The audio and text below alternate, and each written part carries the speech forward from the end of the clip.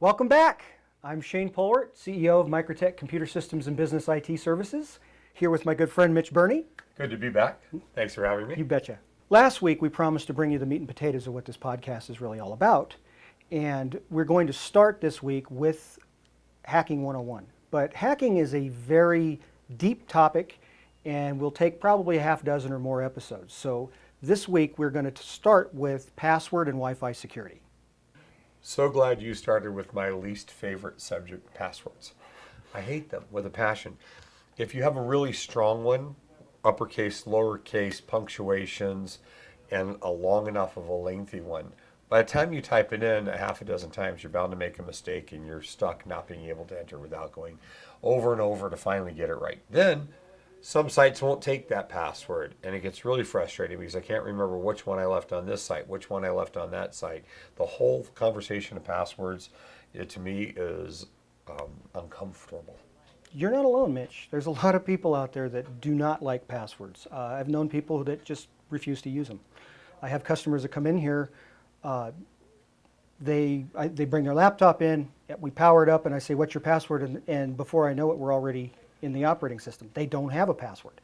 So yeah, this is definitely a common issue, and one that needs to be addressed, because passwords form the basis of your security. You can, even if you don't have software such as antivirus software or other types of software to protect you in your system, your passwords can still help protect you. So it's the very basis, and it needs to be addressed. So if you're not using a password for your operating system, you're inviting predators into your computer to steal your data, to trash it, to turn it into a botnet zombie. You've got to use passwords. You need to make sure that you make them complicated.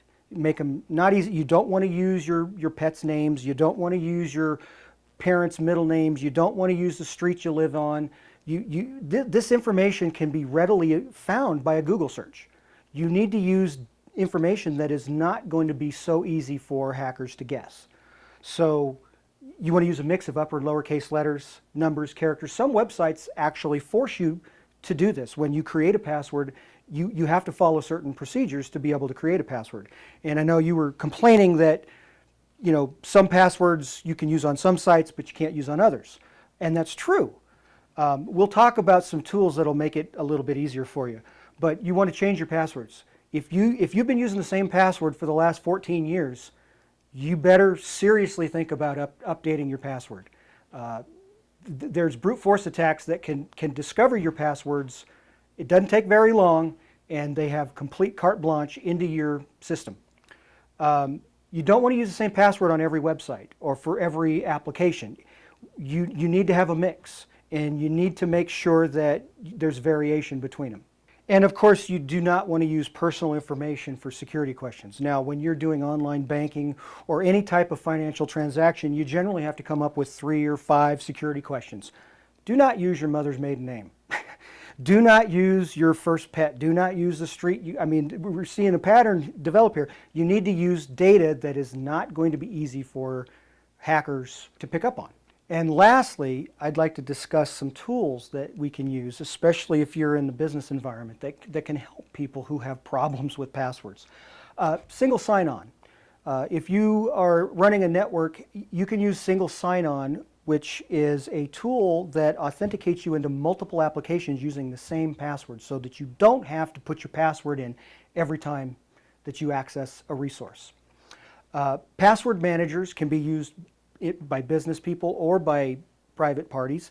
And what a password manager does is you have to come up with a very strong master password, but it keeps track of all of your passwords for you, pretty much like Chrome does when it offers to remember your passwords, but it's a lot more secure than that.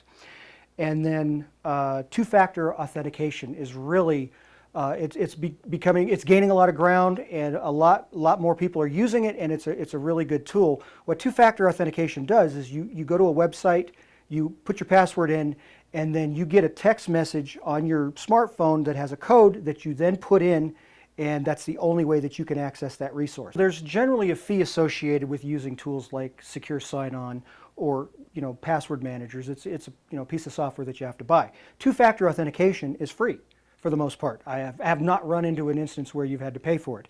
And so you definitely want to take a look at being able to utilize the two-factor authentication whenever possible. Now, with these tools in mind, you're going to be a heck of a lot more protected against hackers than the average Joe out there.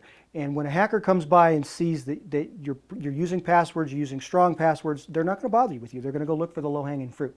They're going to pick on somebody else. And so that, Mitch, in a nutshell, is password security. What do you think?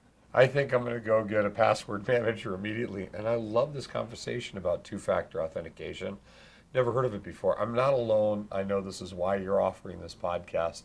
And what I think is so great about it is you're offering your knowledge, your information, these tips for free, just because you care so much about our community. That's what it's all about. I have customers come through my door every day that this is what I end up educating them on. This is one of the primary things. People come in, they have no passwords at all. Hey, man, you got to have passwords. You got to use them. You got to. Well, what's coming up on our next podcast? Next week, we'll be talking about Wi-Fi security and how to protect yourself even if you are at an airport or at Starbucks or wherever you need to be and you say you have to use Wi-Fi, a public hotspot. Well, public hotspots are inherently risky. And so there's things you can do, though, to protect yourself. And there you have it. Be sure to tune in next Wednesday at 9 o'clock for the next segment of MicroTech Talk. In the meantime, if you have any questions, feel free to drop me a line. My phone number is 775-351-2211. And my email address is service@microtechreno.com. Thank you.